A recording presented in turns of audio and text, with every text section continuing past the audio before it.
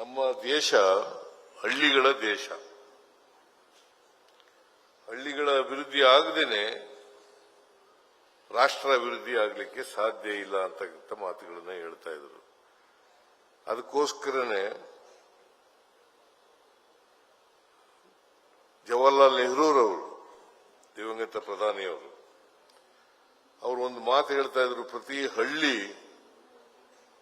ಅಭಿವೃದ್ಧಿ ಆಗಬೇಕಾದ್ರೆ, ಆರ್ಥಿಕವಾಗಿ ಬೆಳವಣಿಗೆ ಆಗಬೇಕಾದ್ರೆ ಪ್ರತಿ ಹಳ್ಳಿನಲ್ಲೂ ಕೂಡ ಒಂದು ಶಾಲೆ ಇರಲೇಬೇಕು. ಶಾಲೆ ಇರಲೇಬೇಕು, ಒಂದು ಪಂಚಾಯಿತಿ ಇರಲೇಬೇಕು,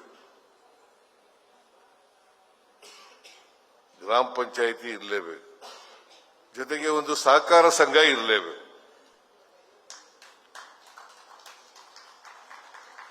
ಇದು ನಾನು ಹೇಳದ ಮಾತಲ್ಲ, ಮೊದಲನೇ ಪ್ರಧಾನಿ ಜವಾಹರ್ಲಾಲ್ ನೆಹರೂರವರು ಹೇಳಿದಂತ ಮಾತುಗಳು.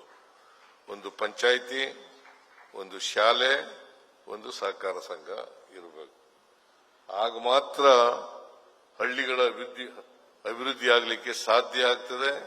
ಇಲ್ಲಿ ಹೋದ್ರೆ ಸಾಧ್ಯ ಆಗಲ್ಲ ಅಂತಕ್ಕಂಥ ಮಾತುಗಳನ್ನ ಹೇಳ್ತಾ ಇದ್ದೆ.